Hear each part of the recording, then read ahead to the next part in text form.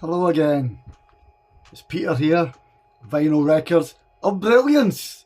Yes, I'm going to talk about something a wee bit off the cuff today about how I became a record collector, as they like to call it. Which basically, for me, all started many years ago, right back in the early 70s. I was born in 1967, and I think I got my first record when I was around 5 years old. And I can remember what record it was. It was a wee soundtrack, 7-inch. It was We Are Siamese, If You Please, from a movie back then. The name escapes me. And I think it was like a wee cartoon. Or it could have been The Sound of Music, something like that. But that was the very first record that I ever owned. And at the time it was a wee kid-on type, you know what I'm talking about, the wee kid-on kind of toy record player type things that I used to play it on. Now that was, I was only maybe 4 or 5 years old then, do you know what I mean? And even then, I was hooked on this circular bit of plastic, you know. And then a couple of years later, I think I got my first kind of what they used to call the suitcase record player. It would come in a wee case type thing with a lid where you could clip the lid into a wee handle on it and you could actually carry it about. So that was basically my first proper type kind of record player. And I remember one of the first singles that I got when I was playing on that was probably Slade, Merry Christmas Everybody, which if memory serves me was released in 1974. And then even there, I mean, I was listening to stuff like, dare I say it, Gary Glitter, The Sweet, Mud, Suzi Quatro, Leo Sayer, all these groups and artists, mostly for the glam rock scene. T-Rex, Mark Bolland, try to think who else. Basically artists like that were, it was David Bowie. So it was like mostly the glam thing that was happening then, and that's what really, it was usually my mum or whatever would buy me the odd record here and there, normally a single, and then I think at one point I got my first LP, which was a compilation, and I think it had Slade on it, Leo Sayer, Suzi Quatro, Sweet, all the bands that I'd mentioned, Mud, etc. And that was my first real sort of a delve into an LP type thing, you know. And then it just sort of progressed from there. As I got older, I was getting more records, especially when it came to like the 90s, well not 90s, sorry, the late 70s. But just to get backtrack a wee bit before that, I mean my grandpa, God rest his soul, he used to take me regular to the Glasgow Bars market, and he would buy me the odd record singles for there, which at that time they were dirt cheap. Singles that were dirt cheap, not compared to now, you know what I mean, where you're paying 15 quid, £20 for a bloody 7-inch. No, but he used to take me there and would buy me the odd record here and there. So that was basically how my interest grew into becoming a record collector, basically, because when it got to the point in maybe the 76, 77, when the punk thing was all happening and that, I mean, even then I was still really young, you know, but then that's when I was really starting to get a taste and a thirst for collecting records, you know.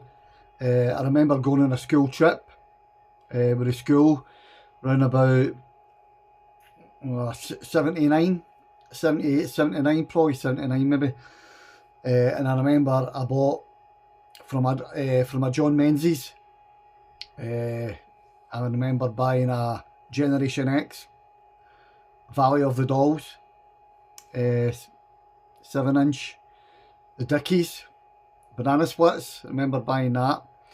And other things I was buying at the time were, some of you might remember, there were a group called Darts, they were about 77, 78, 79, and they were releasing some cracking kind of what we would call doo-wop, kind of like throwback to the 50s, 60s style stuff, and I was really right into them. And I remember getting a couple of their albums. My mum bought me a couple of their albums. I think it was Everyone Plays Darts and the self-titled Darts album, which had songs like Daddy Cool,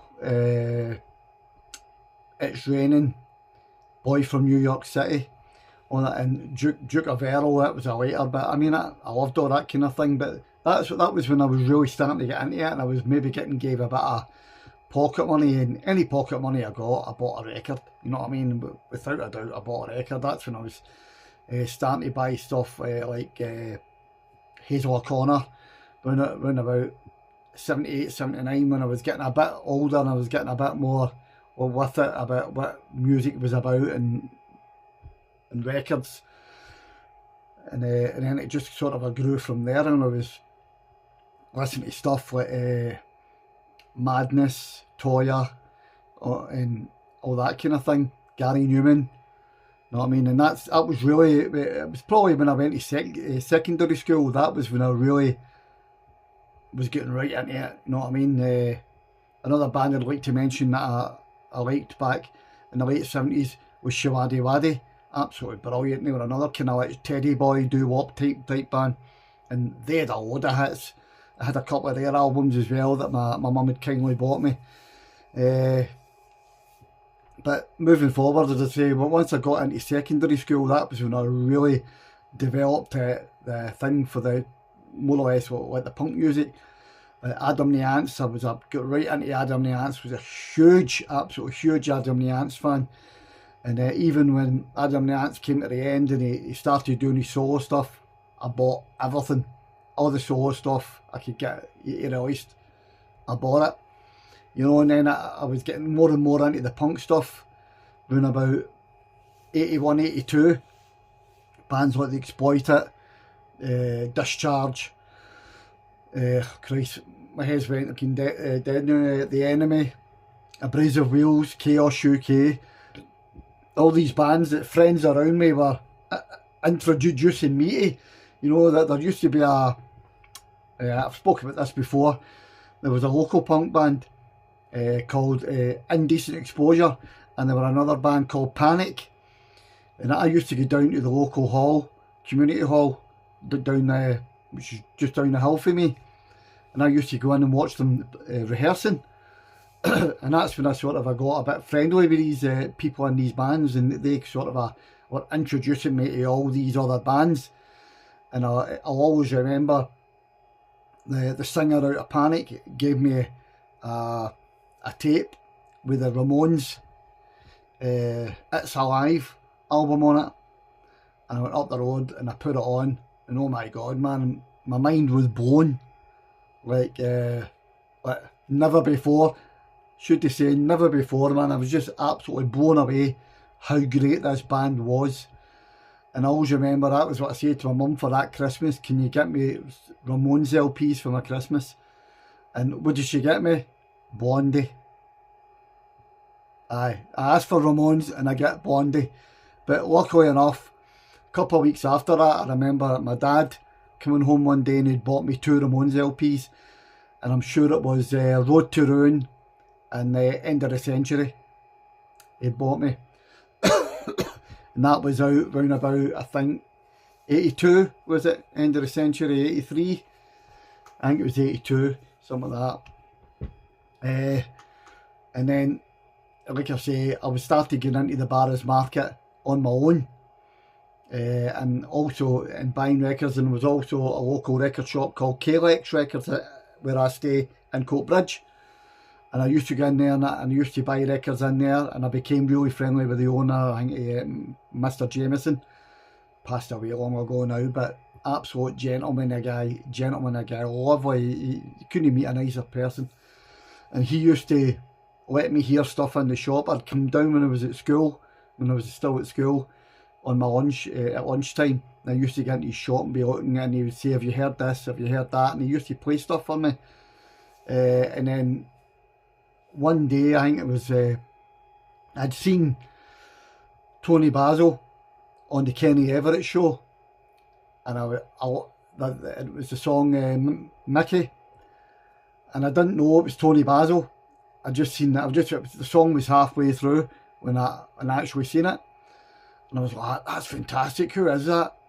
So I had to get in KLX record shop the next day at my lunchtime at school and say they were a female singer on Kenny Everett last night. Did you manage to see it? I'm trying to get hold. I would like to get hold of the single, and he had it, and this was before it became a hit. And he took it on. He says, "This it?" And I went, "Yeah." And he kept it for me to the weekend, and I came in with my pocket money and I bought it.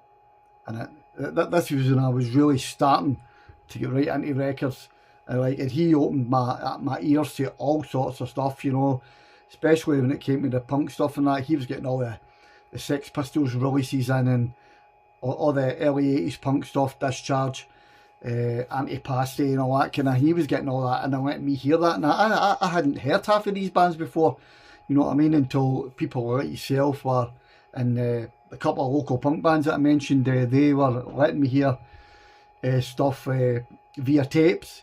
They were giving me the odd tape in there, and it just sort of grew from there. And at this point, I was just buying every bit of pennies I got, every bit of money that I had, or I was given as pocket money of my mum or whatever. That's what I used it for, was to buy records. You know what I mean? So this was when I was getting into the Glasgow Barras Market, usually on a Sunday, sometimes on a Saturday.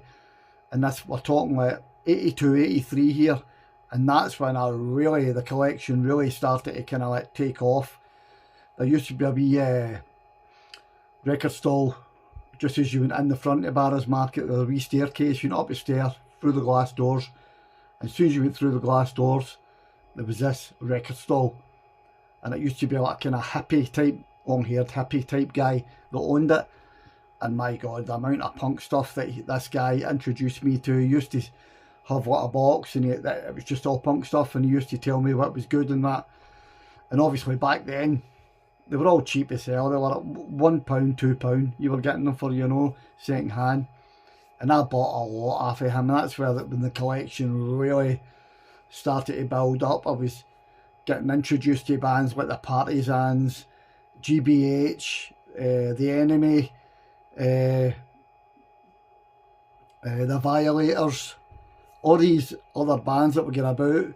And that was when it wasn't long after I started buying that I'd bought the Punk Disorderly albums, 1, 2 and 3. And that, oh my God, man, the albums just opened my ears to all these other bands, Outcasts, UK Subs, all these other bands that I hadn't really heard of at this time, you know. So that really threw me right in. I was just wanting to get a hold of all these different bands' singles and records, and it just, even then, it just grew. It just grew for then. I ended up, as I got older and I left school, and I got my first wee job, which was what we call a wee YTS scheme. And I wasn't even getting paid much for that. You get 20, 25, £30 a week, you know, and my mum was maybe taking half of that, you know. It's dig money. For people who don't know, that means that you're paying your parents money for living in the house, basically. So I'd only be left with like £15, but £15 back then was a considerable amount of money, you know. So I just used to get on the bus and boom, straight into the Barras, and all the wee shops surrounding that. There used to be a wee cracking record shop in Virginia Galleries called Rat Records. That was brilliant. They'd done loads of punk stuff. That shop is where I got a hold of stuff like the Verucas, Civilized Society, all these different, some Japanese compilation albums, all this kind of HDQ, that was another one I remember getting introduced to in there. And a band called Last Rites, from Glasgow. Brilliant band, absolutely. That album, when I got that, which was out of Virgin Records, and that was introduced to me by a bunch of punk folk that were standing outside, that I asked one day, can you tell me what would be good punk albums to buy? And a couple of them took me into Virgin and showed me a handful of records, being, I think it was Partisans, the self-titled Partisans album, the Last Rites album, the Defects album, and Abrasive Wheels. It was 4 or 5, can't remember the full, but I think it was those bands. And I remember buying these records with what money I had, you know. And back then, obviously, you were getting the pay no more than $2.50 or $1.99 and all this kind of thing. And I took these records home and, oh, brilliant, you know. And that just made my mind burst even more, wanting to buy even more, you know. So from then on, I was just buying record after record after record. And before I knew it, like, in my bedroom, my record collection went from that to this to that to that, and they were on the carpet right along the wall of my room.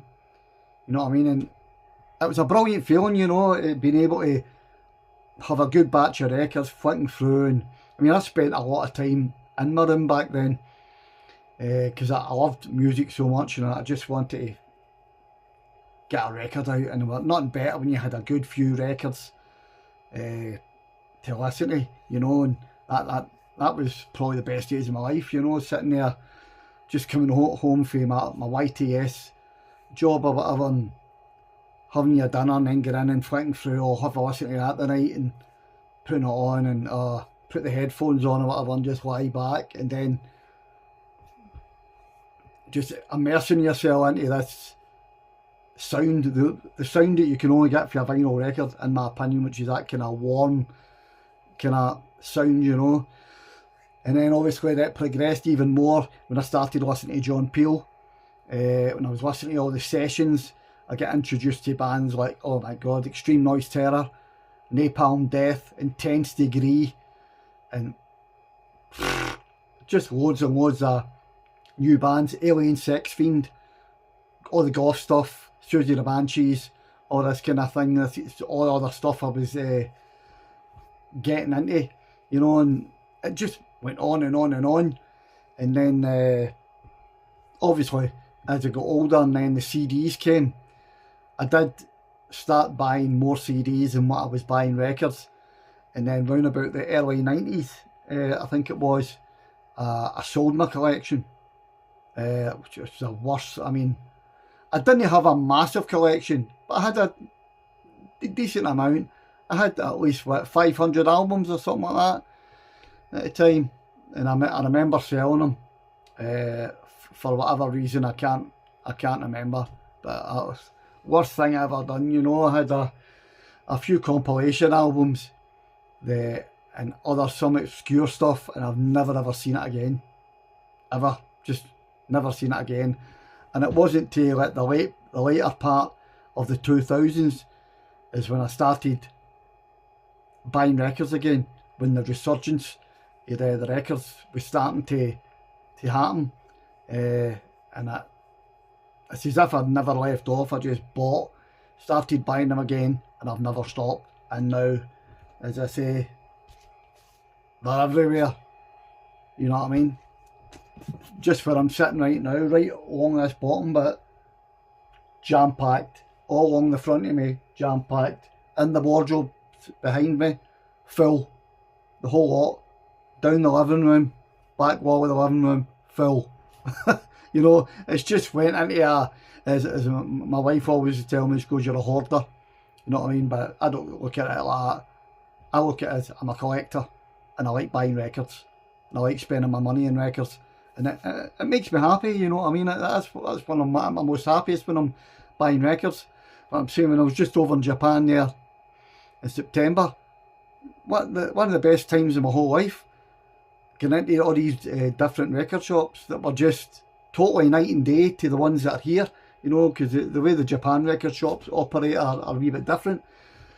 And some of this, I mean, the records I was seeing, it was just, oh Christ, I was what a pig in shit every day like that, fighting through them, you know, getting into all these different record shops, travelling to them all and that.